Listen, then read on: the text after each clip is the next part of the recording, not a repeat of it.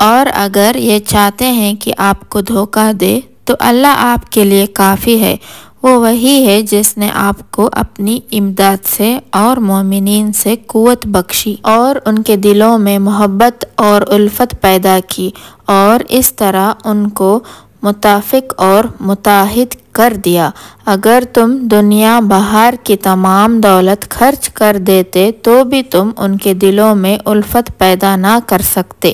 مگر اللہ ہی نے ان سب میں محبت ڈالی، بے شک اللہ زبردست حکمت والا ہے۔ اے نبی، اللہ آپ کو کافی ہے اور وہ مومنین جنہوں نے آپ کی اتباع کی ہے۔ اے نبی، آپ مومنین کو جہاد کی ترغیب دے۔ اگر آپ میں 20 ثابت قدم ہو تو وہ 200 آدمیوں پر غالب ہوں گے،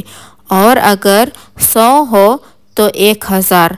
پر غالب آ جائیں گے۔ یہ اس لیے ہے کہ کافر کچھ بھی نہیں سمجھتے۔ اب اللہ نے تم پر سے بوجھ ہلکا کر دیا ہے اور معلوم کر لیا کہ ابھی تم میں کسی قدر کمزوری ہے، پس اگر تم میں 100 آدمی ثابت قدم رہنے والے ہو تو 200 پر غالب رہیں گے، اور اگر تم میں 1000 ہو تو 2000 پر غالب رہیں گے، اور اللہ صبر کرنے والوں کے ساتھ ہے۔ یہ نبی کی شان نہیں ہے کہ اس کے قبضے میں قیدی رہے جب تک کہ زمین میں اچھی طرح خون ریزہ نہ کرے۔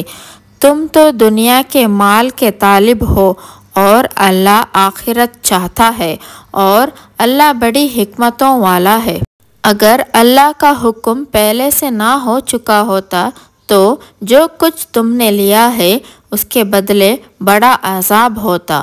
تو جو مال غنیمت تم کو ملا ہے تم اسے کھاؤ کہ وہ تمہارے لیے حلال طیب ہے، اور اللہ سے ڈرتے رہو، بے شک اللہ بڑا بخشنے والا اور بڑا رحم والا ہے۔ اے رسول، جو قیدی تمہارے ہاتھ میں گرفتار ہے، اگر اللہ کوئی بھلائی تمہارے دلوں میں دیکھے گا تو جو مال تم سے چھین چکا ہے اللہ اس سے بہتر عطا فرمائے گا اور تمہارے گناہ بھی بخش دے گا، اور اللہ بہت بخشنے والا اور رحم والا ہے۔ اور اگر یہ آپ سے خیانت کرے تو اس سے پہلے اللہ سے خیانت کر چکا ہے، پھر اللہ نے ان کو تمہارے قبضے میں کر دیا ہے، اور اللہ خوب جاننے والا اور بڑی حکمتوں والا ہے۔ بے شک جو لوگ ایمان لائے اور اپنے گھروں کو چھوڑا اور اللہ کی راہ میں مال و جان سے لڑے، اور جن لوگوں نے رہنے کو جگہ دی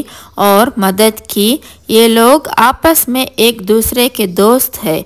اور جو ایمان تو لے آئے لیکن ہجرت نہیں کی، تو جب تک وہ ہجرت نہ کرے تو تمہارا ان سے وراثت کا کوئی تعلق نہیں ہے، اور اگر وہ دین میں تم سے مدد چاہے تو ضرور مدد کرو، مگر اس قوم کی مقابلے میں نہیں کہ تم میں اور ان کے درمیان کوئی صلح کا معاہدہ ہو، اور اللہ تمہارے سب کاموں کو دیکھتا ہے۔ کافرین باہم ایک دوسرے کے وارث ہے، اگر تم اس پر عمل نہ کرو گے تو دنیا میں بڑا فتنہ اور فساد پھیلے گا۔